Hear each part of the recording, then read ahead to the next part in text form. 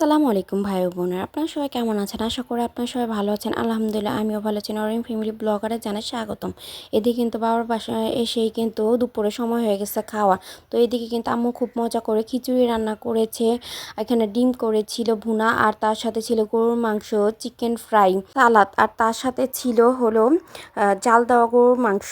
তো এটা তো এখন দেখাতে পারলাম না, খাওয়ার ইয়েতে ভুলেই গেছি, কারণ এটা তো গরম গরম খেতে হয়, তাই আর ভিডিও করা হয়নি তখন। আর এদিকে কিন্তু এই যে পালানে চলে আসছি, একটাকে আমরা পালান বলি কিংবা উঠান। এখানে আন্টিদের রুমের সামনেই আমরা এখানে আমাদের ফ্যান ছেড়ে দিয়েছি, টেবিল ফ্যান দুইটা।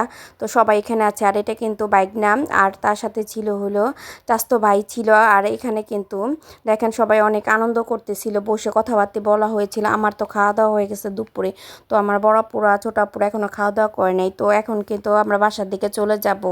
তো এই যে এখানে দেখেন কি সুন্দর মুরগি বাচ্চা দিয়েছিল, কত সুন্দর দেখেন কতগুলো বাচ্চা হয়েছে। আর সবাই মাশাল্লাহ বলবেন দেখে, এই বাচ্চাগুলো যেন সবটি বেঁচে থাকে, কারণ বলা তো যায় না, ছোট বাচ্চা বলে কথা। দুয়ারের মধ্যেই কিন্তু দুইটা কাঁঠাল গাছ আছে, আর একটা কাঁঠাল গাছে দেখেন কত নিচে কাঁঠাল ধরেছে। আর কে যেন এখানে দেখেন চুমকি দিয়ে একবারে রাঙিয়ে রেখেছে, মনে হচ্ছে কাঁঠালের বিয়ে।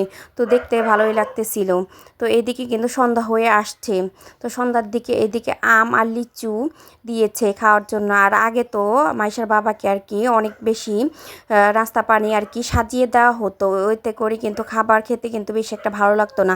আর এইদিকে কিন্তু মাইশার বাবার কিন্তু গরম গরম খাবার পছন্দ, তাই আর এখন একবারে সব কিছু দেওয়া হয় না, তবে একটা একটা করে রান্না করা হয় আর দেওয়া হয় এরকম গরম গরম। আর এইদিকে কিন্তু নুডলস রান্না করতেছে, আজকে কিন্তু বাসায় সবাই মিলে নুডলস খাবো আর সেমাই খাবো সন্ধ্যায়, কারণ ঈদের চতুর্থ দিন কিন্তু বাবার বাসায় আসা হয়েছে। সবসময় তো আসা হয় ঈদের দ্বিতীয় দিনই, কিন্তু এবার দেবরের জন্মদিন থাকাতে কিন্তু হয়েছিল চতুর্থ দিনে, কারণ তৃতীয় দিন ছিল দেবরের জন্মদিন, তাই আর আসা হয়নি। তো এ আসার পরে কিন্তু বিকালবেলা আমরা বেশ অনেক আড্ডা দিয়েছিলাম চাস্তো বোনেদের সাথে, সবার সাথে।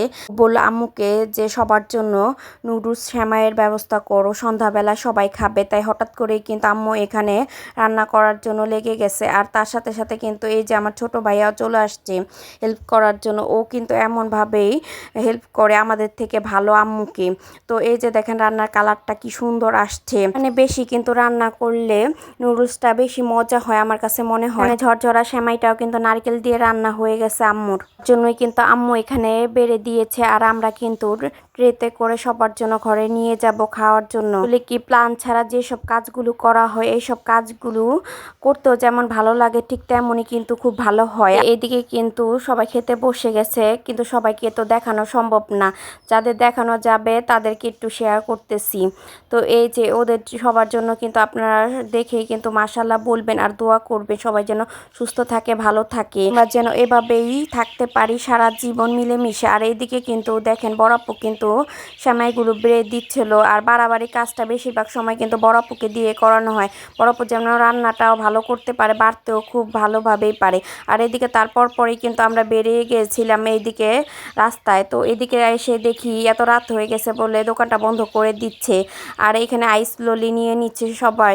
আর আছে কিন্তু আমার ছোট বোন আমাদেরকে আইস ললি খাইয়েছে। ললি খেতে খেতে কিন্তু বড় ভাবির বাবার বাসায় চলে আসছি সবাই। এখানে বেশ কিছুক্ষণে আড্ডা দিচ্ছিলাম, আর এখানে কিন্তু নাস্তা খেতে দিয়েছিল। তো খাওয়া দাওয়ার পরে কিন্তু যেতে কিন্তু একটু রাতই হয়েছিল। ভিডিওটা এই পর্যন্ত, ভালো লাগলে সাবস্ক্রাইব করবেন। আল্লাহ হাফেজ।